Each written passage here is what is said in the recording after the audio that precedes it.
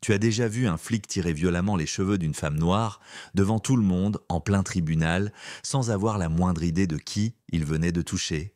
Ouais, c'est arrivé. Et ce qu'il ne savait pas, c'est qu'en moins de 3 minutes, cette femme qu'il venait d'humilier allait enfiler sa robe de juge et le faire arrêter dans sa propre maison de justice.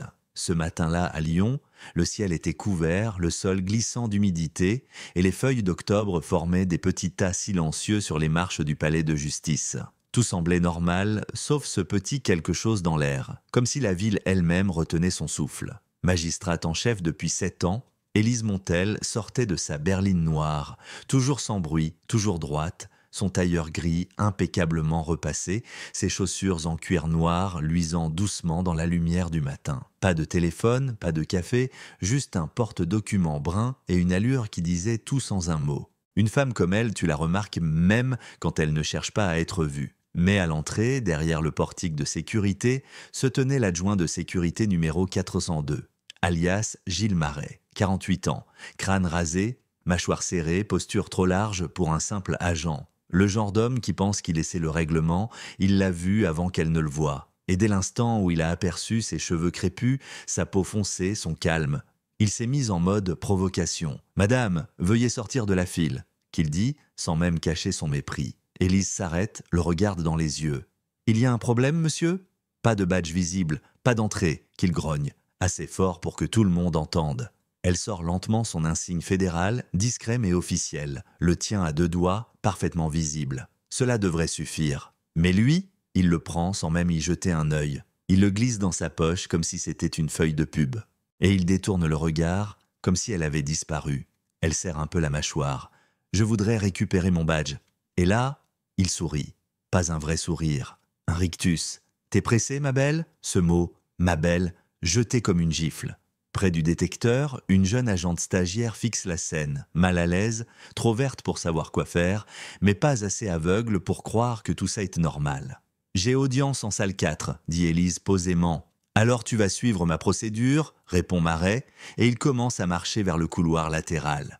Contrôle aléatoire, elle aurait pu refuser, elle aurait pu faire un scandale sur place. Mais non, elle a suivi, pas parce qu'elle avait peur, mais parce qu'elle voulait voir jusqu'où il irait. Le couloir était étroit, le néon clignotait, le silence bourdonnait comme un avertissement que personne n'écoutait. Dans une petite salle vide, mur beige, chaise en métal, une table, il s'arrête, lui fait signe de s'asseoir. « C'est inutile, dit-elle, vous n'avez aucun fondement légal. » Il répond rien. Et quand elle refuse de bouger, il passe derrière elle et lui arrache violemment les cheveux. Sa tête part en arrière, son souffle se bloque, mais elle ne crie pas. Ses yeux brillent, pas de douleur, de colère, contenue, froide, apprise. « Ne me touchez plus !» lâche-t-elle à travers les dents. Lui, il rit. « Vous êtes toutes si sensibles. » Et là, il la laisse partir. « C'est bon, tu peux y aller ?» qu'il dit, en balançant son badge sur la table. Elle le ramasse, se recoiffe d'un geste lent, et elle sort, sans dire un mot. Mais si ce crétin avait été un peu plus malin, il aurait senti que quelque chose venait de changer. Elle ne rentre pas chez elle, elle ne pleure pas. Elle marche droit vers ses quartiers, et 20 minutes plus tard, c'est elle qui entre en salle d'audience, pas avec un greffier, pas en robe, pas avec des mots, juste avec elle-même, debout, droite, silencieuse. La salle entière se tourne vers elle, personne ne comprend. Pas encore, elle monte les marches du tribunal comme une vague silencieuse, s'assoit, regarde droit devant, et puis appelle l'adjoint Gilles Marais. Un frisson passe dans la salle. La stagiaire de tout à l'heure baisse les yeux. Marais entre, l'air perdu, un peu pâle. Nom, prénom, fonction, dit Élise, sans même le regarder. Gilles Marais, agent de sécurité judiciaire. Depuis combien d'années? 14. Combien de juges avez-vous contrôlé de manière aléatoire dans ce tribunal? Il ne répond pas. Il le sait. Elle le sait. Tout le monde le sait. 2 agents fédéraux s'approchent et, devant tout le monde, ils lui passent les menottes. Mais le coup de théâtre ne s'arrête pas là. Élise ouvre un dossier. Des dizaines de plaintes contre Marais, sur 10 ans. Des jeunes femmes, des avocates, des greffières, noires, arabes, latinas, harcèlement, fouilles abusives, remarques obscènes. Et des notes internes qui disent « Marais est rude mais efficace, évitez l'escalade sauf si la presse s'en mêle ». Elle lève un autre document. Directive Montel, à effet immédiat, audit trimestriel, formation obligatoire sur les biais ratios, tolérance zéro. Point final. Personne n'applaudit. Pas besoin. La vérité venait de tomber, et elle restait. Dehors, une petite foule s'était formée. Pas de journalistes, juste des citoyens. Certains avaient des pancartes, d'autres regardèrent les fenêtres du tribunal en silence.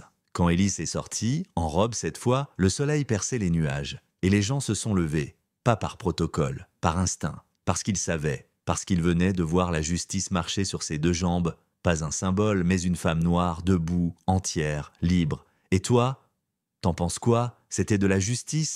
Ou juste un début? Dis-le-moi dans les commentaires. Est-ce qu'elle a bien fait d'attendre ce moment pour frapper? Ou aurait-elle dû le stopper net dès le début? Like si tu penses que le silence n'est jamais neutre. Partage si tu crois que la justice parfois doit se faire entendre.